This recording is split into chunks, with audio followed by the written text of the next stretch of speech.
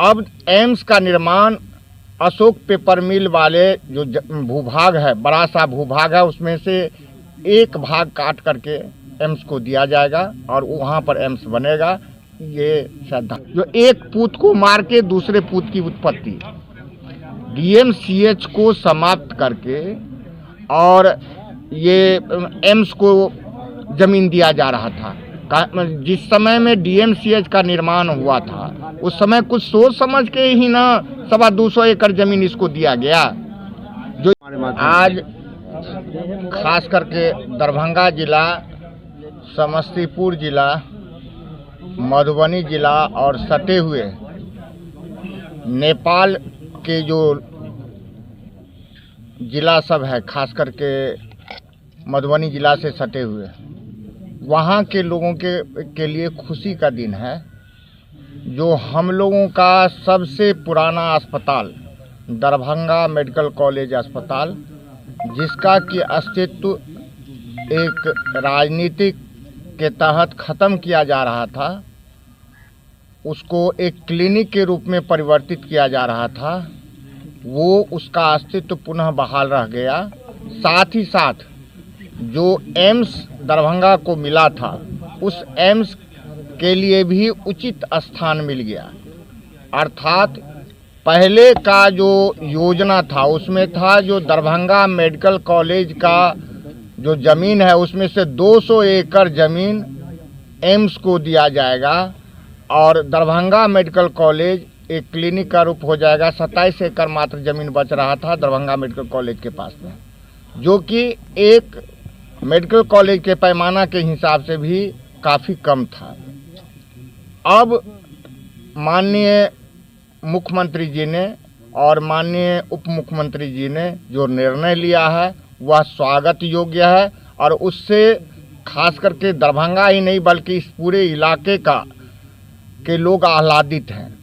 आंतरिक सहमति हो गई है, आगे की कार्रवाई शुरू हो गई है और यहाँ भी जो काम शुरू हो गया था एम्स का, इसको तत्काल रोक दिया गया है। और हम समझते हैं ये जो निर्णय हुआ है इससे दोनों महाविद्यालय, दोनों जो मेडिकल कॉलेज है उस मेडिकल कॉलेज का अस्तित्व कायम रह जाएगा और दोनों तोहफा के रूप में हो जाएगा। अब जो हमारा डीएमसीएच है उसका विस्तारीकरण होगा। माननीय स्वास्थ्य मंत्री जी ने नए नए प्रोजेक्ट दिए हैं, 2-3 और नए बिल्डिंग बनने वाले हैं, उसके लिए भी जो ज़मीन खाली हुआ है उसमें नया बिल्डिंग बन जाएगा और एम्स का भी विस्तारीकरण होगा। खास करके यहाँ का जो ट्रैफिक व्यवस्था था अभी ही चरमर है और यदि एम्स बन जाता तो इतनी बड़ी आबादी को कंट्रोल करना यहाँ के ट्रैफिक के हिसाब से, रोड के हिसाब से काफ़ी कठिन था। अब जब अशोक पेपर मिल कैंपस में जाएगा तो बड़ा सा ट्रामा सेंटर भी बनेगा, वहाँ ट्रैफिक का भी प्रॉब्लम नहीं रहेगा, दूर दराज के लोग वहाँ आएंगे। और सबसे बड़ी बात है जो भारत सरकार ने जो नया जो रोड दिया है वो रोड का भी अलाइनमेंट वही है, तो उससे भी जुड़ जाएगा। तो दूर दराज के लोग, खास करके समस्तीपुर उधर चले आए, वैशाली, उसके लोग भी आसानी पूर्वक एम्स में इलाज कराने आ पाएंगे। इसलिए आज का दिन बहुत ही खुशी का दिन है और हम समझते हैं आप मीडिया के साथियों का भी बहुत बड़ा योगदान रहा है इस चीज़ को दिखाने में। जो नई डीएमसीएच का अस्तित्व बचना चाहिए और एम्स भी बनना चाहिए।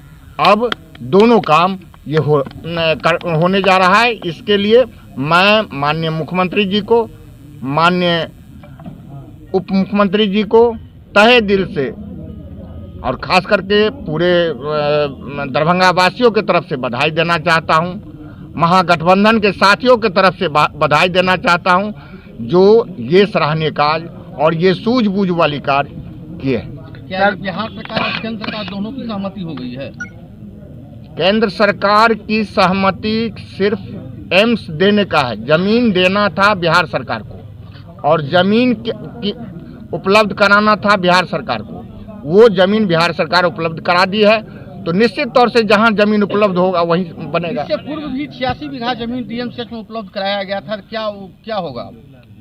जो जमीन है डीएमसीएच का है, और डीएमसीएच का जमीन दिया गया था। वही तो बात मैं कह रहा हूँ, जो एक पूत को गंवा के दूसरे पूत की प्राप्ति, ये कतई उचित नहीं था।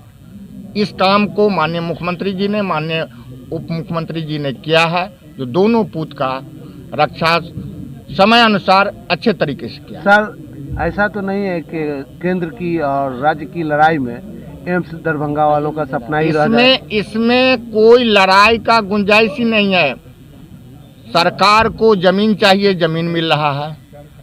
डेवलप्ड जमीन चाहिए, डेवलप्ड जमीन मिल रहा है। तो उस समय सब जब चयन किया गया होगा तो उस चयन समिति ने क्या ये सारी चीजें नहीं देखी? क्योंकि उस समय भी नीतीश कुमार मुख्यमंत्री थे, अभी भी उन्हीं की। और देखिए, उस समय ऑप्शन पर विचार नहीं हुआ, सीधा हुआ जो जहां डेवलप्ड जमीन है उस पर काम किया जाए। और यहाँ के खास करके कुछ भारतीय जनता पार्टी के जो लोग थे, अति उत्साहित में इस तरह का कर दिए, जो नहीं इसी में, इसके पास काफ़ी ज़मीन है, बेकार ज़मीन है, इसी को दे दिया जाए, शहर में बन जाएगा। उनके अति उत्साहीपन के चलते ये निर्णय हो गया था। अब सरकार गंभीरता से विचार की, सारे स्थितियों को विचार किया। हम समझते हैं हाया घाट का इलाका, खास करके सुरहा तक का इलाका काफ़ी डेवलप्ड हो जाएगा और कई व्यवसाय के नए नए रूप मिलेंगे, होटल खुलेंगे, सब कुछ खुलेंगे, क्योंकि लोगों को ठहरने के लिए जगह चाहिए। ये इस मामले में उस इलाका का बहुत विकास होगा। वहाँ पर पंचायती जो कर्मचारी है वहाँ पर, वो मांग कर रहे हैं कि हम लोगों का जो बकाया है वो कैसे मिलेगा? तब हम लोग उन लोगों का मांग जायज है और उन लोगों के साथ हम लोग हैं। और आने वाले कल में जो मामला कोर्ट में विचाराधीन है उन लोगों का, जैसा कोर्ट का निर्णय होगा, सरकार से हम लोग आग्रह करेंगे उन लोगों को उचित भुगतान हो। सर, जमीन बताया आपने? करीब 425 एकड़ है। अशोक पे जानकारी में थी कि वो एपीएम की जमीन गुजरा अपना नाम से म्यूटेशन भी करवा रहे हैं। नहीं, ये सब सुनी सुनाई बात। उसको मिला था मिल चलाने के लिए, जमीन नहीं रजिस्ट्री हुई थी, जमीन नहीं रजिस्ट्री हुई थी। और वो मिल चलाने के बदला मिल उखाड़ के ही लेके चला गया। वो तो सच पूछिए तो दोषी है इस मामले का। तो अभी कुछ दिनों पहले बिहार सरकार के पूर्व शहनवाज मंत्री तक को उसने कहा कि जब तक उसके गार्ड रोक दिए, मालिक ने भी कहा कोई नहीं घुसेगा, मेरी जमीन है, मेरी मिल है। कहाँ? मिल में, मिल में हम मिल की बात नहीं कर रहे हैं। हम अतिथि गृह जहाँ पर है, वही बात मैं कर रहा हूँ। पदाधिकारियों को भी घुसने नहीं दिया। वही बात मैं कह रहा हूँ, जमीन जो है वो बिहार सरकार की जमीन है और इंडस्ट्री डिपार्टमेंट की जमीन है। वो उनकी जमीन नहीं है, जमीन उन्हें नहीं दिया गया है। ये बात भ्रम हटा लीजिए। और जिस काम के लिए उनको दिया गया वो किए कहाँ? वो तो सारा मशीनरी बेच दिए। तो कितने दिनों के अंदर अतिक्रमण कर लेंगी सरकार, उस जमीन को वापस अपने अधीन लेगी? इन प्रश्नों का जवाब सरकार के जो पदाधिकारी हैं वो देंगे। रही बात, हम इस बात का खुशी इजहार कर रहे हैं और माननीय मुख्यमंत्री जी को, माननीय स्वास्थ्य मंत्री जी को बधाई दे रहे हैं। जो हम लोगों का जो मांग था, दरभंगा वासियों का जो मांग था, उसको उन्होंने मान लिया। आपके दल के पेपर मांग में जमीन दी गई है?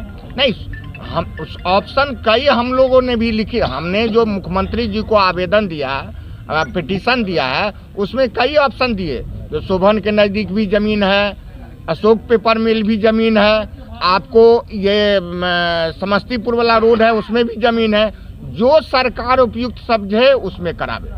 वहाँ पे ट्रांसपोर्ट की दिक्कत नहीं होगी? कहाँ पर? हाया घाट में, जहाँ अशोक पेपर मिल की रोड तो बहुत कम चौड़ी है। आपको पता नहीं है, मैं ही सैंक्शन कराया हूँ अशोक पेपर मिल से लेकर के विदेश्वर स्थान तक का। ये जिसको कि बंगालिया सड़क कहते हैं, वो स्टेट हाईवे होने जा रहा है।